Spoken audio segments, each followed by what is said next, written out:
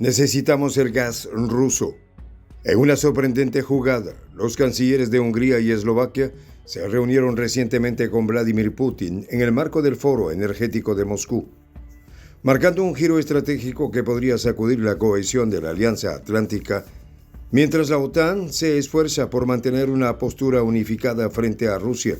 En medio de la guerra en Ucrania, la dependencia energética de estos dos países pone en jaque los esfuerzos de aislamiento económico contra Moscú. Eslovaquia obtiene el 85% de su gas natural de Rusia y Hungría, bajo el liderazgo de Viktor Orbán, ha firmado extensiones con Gazprom, incluso después de las sanciones de la Unión Europea.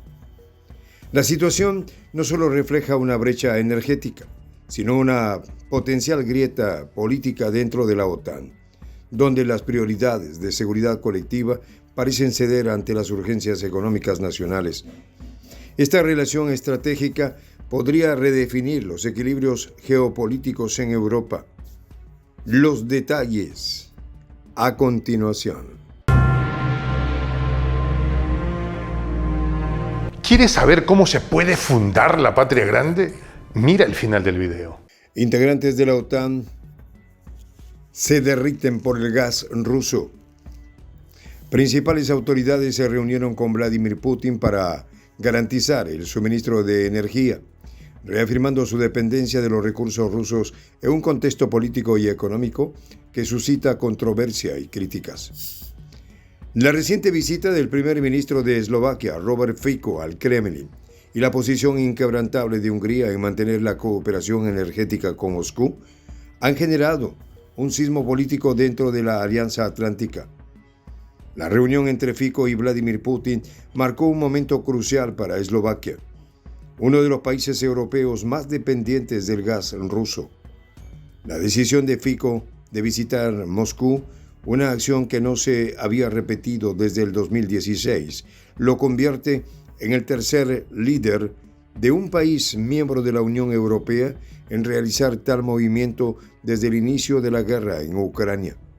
El contexto no podría ser más apremiante. Ucrania ha anunciado su intención de detener el tránsito de gas hacia Eslovaquia a partir del 1 de enero del 2025, lo que dejaría a Bratislava en una situación vulnerable y dependiente de nuevas negociaciones con Rusia.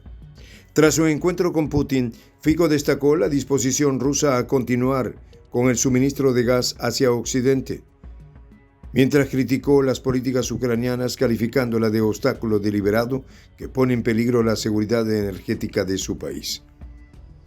Este movimiento, que algunos analistas consideran pragmático, ha sido tildado de idea loca por figuras como Pavel Fischer, presidente del Comité de Asuntos Exteriores del Senado checo, quien ve en esta decisión una amenaza a la soberanía de Eslovaquia y una posible desestabilización de la región.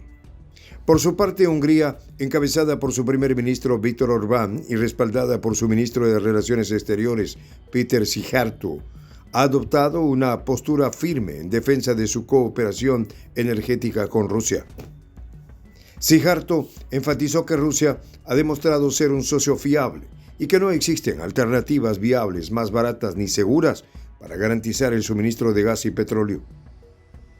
Este argumento, cimentado en la infraestructura física existente, desvela las limitaciones técnicas y económicas que enfrentan estos países para diversificar sus fuentes de energía. El gasoducto que conecta a Hungría con Rusia es vital para el país, y su interrupción sería catastrófica para la economía húngara. Además, la colaboración con Rusia se extiende a la construcción de la central nuclear Paks-2, un proyecto clave que refleja la profundización de las relaciones bilaterales en el ámbito energético.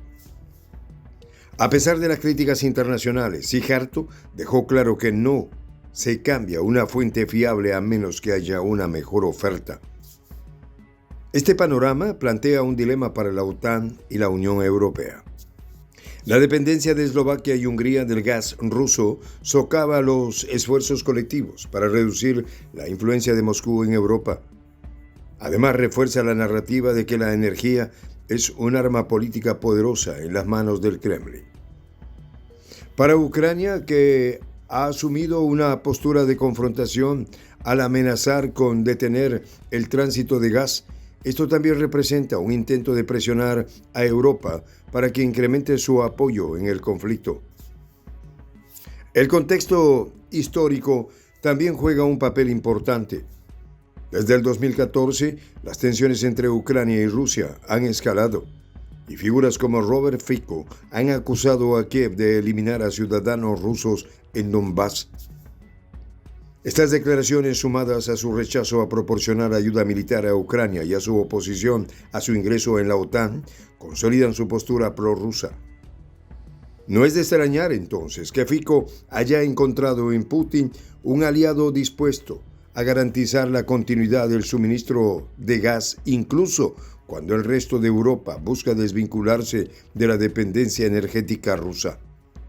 Por otro lado, el impacto económico de las sanciones y las medidas restrictivas también exacerba las tensiones.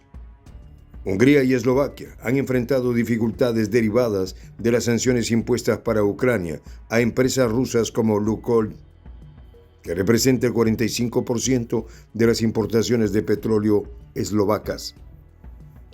Este tipo de acciones ha llevado a ambos países a demandar a Kiev, subrayando cómo las políticas ucranianas afectan negativamente a sus economías.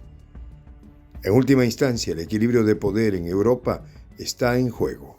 Mientras algunos ven en las acciones de Eslovaquia y Hungría un acto de traición a los valores de la OTAN, otros argumentan que estos países están actuando en defensa de sus intereses nacionales frente a la presión de Bruselas y Washington.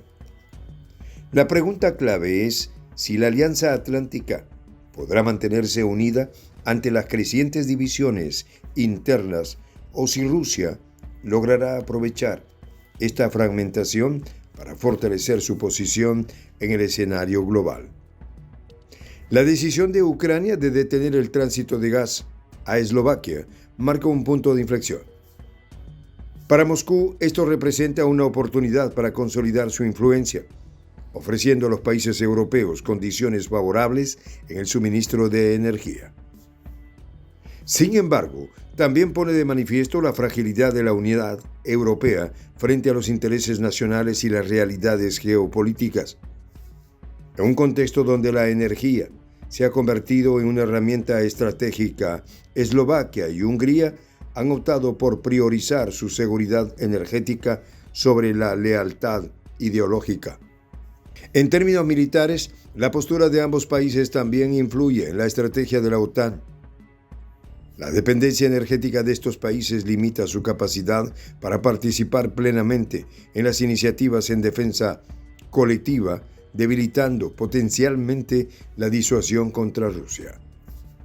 Finalmente, la posición de Rusia como proveedor clave de energía también fortalece su influencia en otros foros internacionales.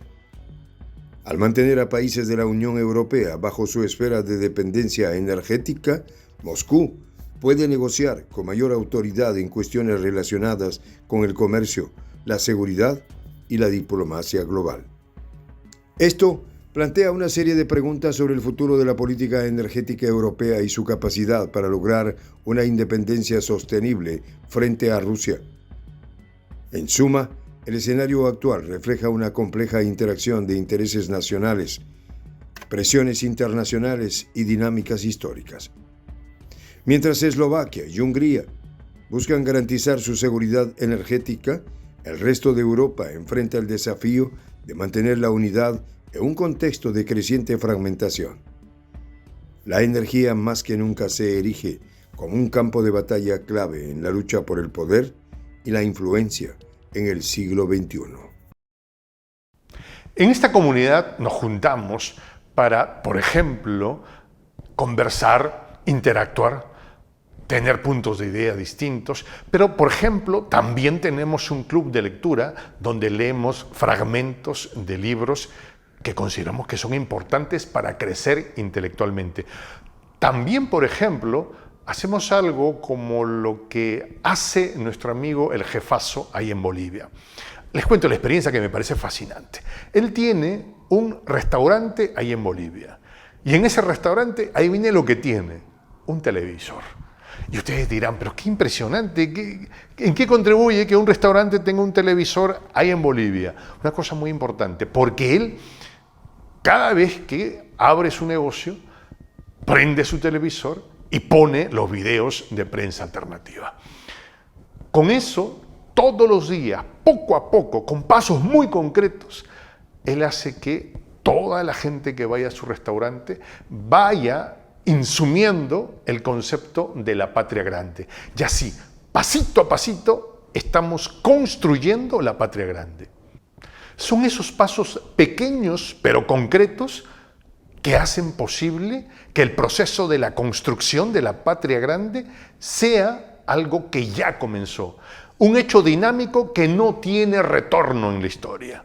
Y de verdad, a nosotros nos gustaría que tú seas parte de esa propuesta. ¿Qué tienes que hacer? Muy simple. Dale clic en el botón unirse. De hecho, al hacerlo también contribuirás con una pequeña cantidad de dinero que permitirá que Prensa Alternativa produzca más y mejores videos. De verdad que te esperamos. La patria grande se va a construir cuando tú y yo y toda la gente de buena voluntad de América Latina y el Caribe comencemos a ser comunidad. ¿Cómo lo logramos? Interconectándonos todas las personas de buena voluntad que vivimos en América Latina y el Caribe. Y tienes una oportunidad de hacerlo, uniéndote a nuestra comunidad. Puedes hacerlo haciendo clic en el botón unirse que está en la parte de abajo. Soy el J, Juan José del Castillo, director del canal Prensa Alternativa. Si quieres ser parte de la comunidad de la Patria Grande, suscríbete a nuestro canal. Si es que quieres que te lleguen las notificaciones cada vez que subimos un video, activa la campanita. Si quieres apoyar a nuestro canal económicamente, puedes hacerlo a través de PayPal. El enlace está en la descripción del video. A nombre del equipo de Prensa Alternativa, me despido con esta expresión en el quechua milenario, Tupananchis Kama, cuya traducción es hasta volvernos a encontrar.